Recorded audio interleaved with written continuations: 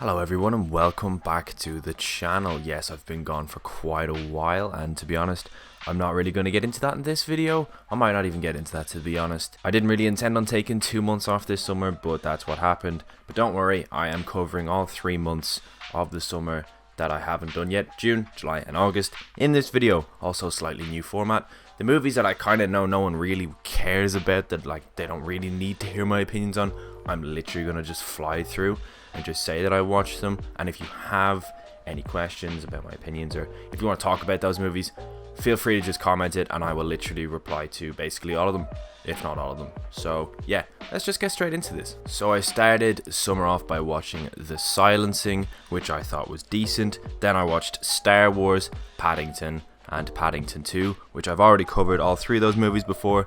You all know I love all 3 of those movies. Then I watched Hustle, which is a fun little subgenre called serious Adam Sandler movies that are quite good and he is very good in. It's a fun sports movie. It's got a bit of drama. It's probably one of the better Netflix movies. Like there's not a crazy amount to it, but it's a decent sports drama, some fun camera work and loads of cameos. Yeah, I'd recommend this, especially if you're into basketball. I then watched Spiderhead, which was massively disappointing. This was a movie I was very much looking forward to because you know it's got Miles Teller and Chris Hemsworth, and although Chris Hemsworth's villain is the best part of this movie comfortably for me, I still found this movie to just be boring. Considering this movie was directed by the guy who did Top Gun Maverick, there was a serious lack of tension in this movie. There was some potentially fun twists and some good visuals as well. There were some good visuals, but ultimately I just kind of felt it to be lackluster,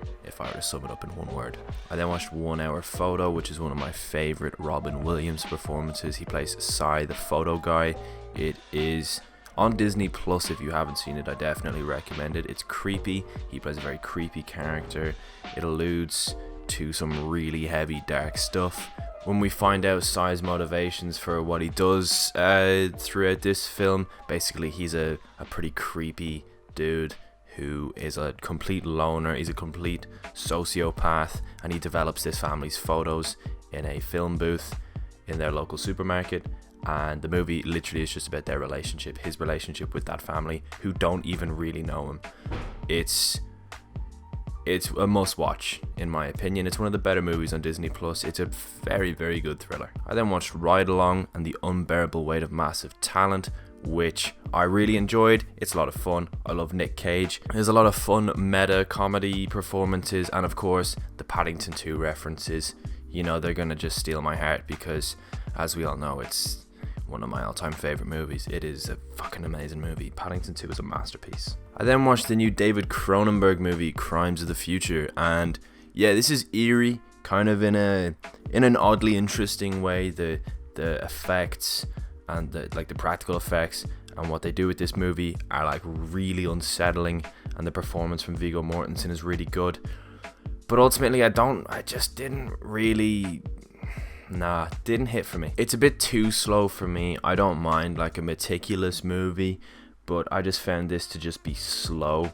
I didn't really find it took me anywhere too exciting, to be honest. It's about a guy who, it's in the future, and this guy literally removes organs from his body as like a strange live performance. It's like considered art at this point, because this guy just keeps growing pointless organs that he can remove, and he does it as a live show. The concept is pretty whack, but it doesn't really go anywhere incredible for me. I then watched Primal Fear, Usual Suspects, Battle of the Sexes, and then I watched Doctor Strange in the Multiverse of Madness.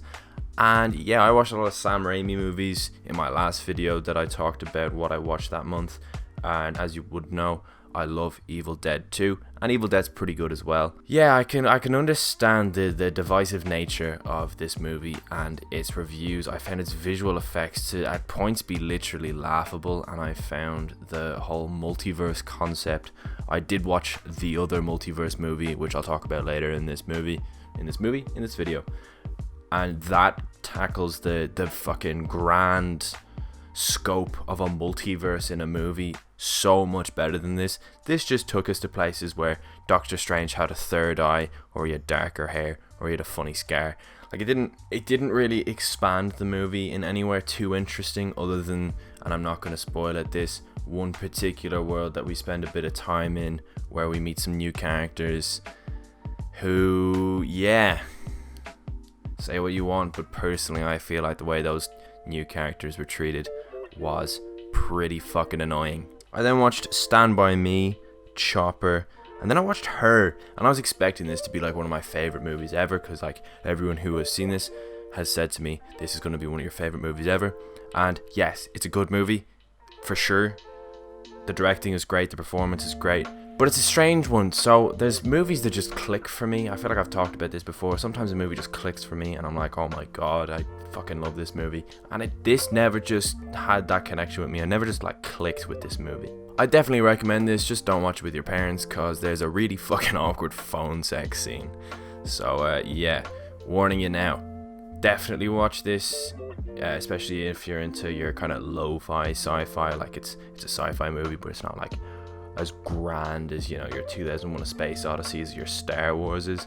It's definitely a sci-fi movie though. But yeah, just don't watch it with your parents, cause yeah, it would be fucking awkward. I then watched Coach Carter, What Happens in Vegas, Monte Carlo, Dodgeball, The Siege of Jadotville. In case you were wondering, this is kind of in and around when I went on holidays, and I just kind of threw on random shit. Go figure. I then watched The 22nd of July, and then I watched The Grey Man, which, oh my god, this fucking disappointed me. Awful CGI. Listen, Ryan Gosling and Chris Evans are always going to be good, but like they were the only good things about this movie. Like I couldn't get over how bad the CGI was, and the plot was paper fucking thin and wholly unoriginal. You know, Chris Evans especially just kind of carried this for me. He is a good actor, gotta say. Remove him from the Avengers and you look at the rest of his body of work as well as the Avengers, which is obviously what he's most known for, and he's got some really fun performances. This is a very fun performance in an otherwise fucking bad movie, just disappointing movie.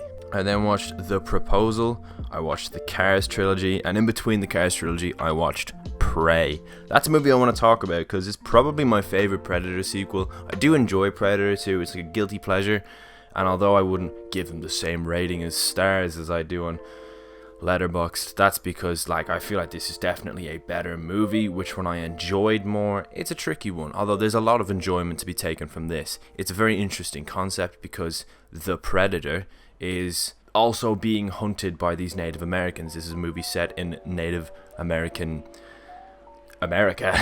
And yeah, the Predator is hunting these humans, whilst these humans are hunting the Predator because they think it's a lion or a bear. They don't really know what it is, because obviously this big fucking alien who can turn invisible is kind of too high concept for them to imagine until they physically see it. But you know, as I said, he's pretty good at going invisible, so they don't really see him until the end. But they structure this movie really well, and I feel like the lead actress, whose name I don't remember, I'm sorry, is very good. She gives a very good physical, actiony performance, but there's also, you know, there's some really good acting in there. You are very much rooting for her. I then watched Everything Everywhere All at Once, which I touched on earlier, the other multiverse movie that came out this year, and yeah, this one is so worth the hype. It's weird, it's fucking bizarre, it goes to all these strange places, but it's a multiverse movie, and that's what you want. You want it to go weird and wacky and wild, and that's exactly what this did, and it really tackles your emotions, so it does. Every performance is great, the costumes are great, the effects are great, the writing is great, the directing is great. Like, this movie is just fucking great. Michelle Yeoh, as you already know, I'm sure you've heard, is fantastic in this movie. And of course, Waymond, Dad of the Year. Fucking love that character. Like, every character in this movie has their flaws, but Waymond, oh my god, that guy,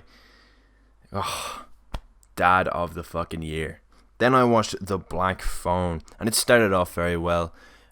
You know, it kind of takes stuff from It.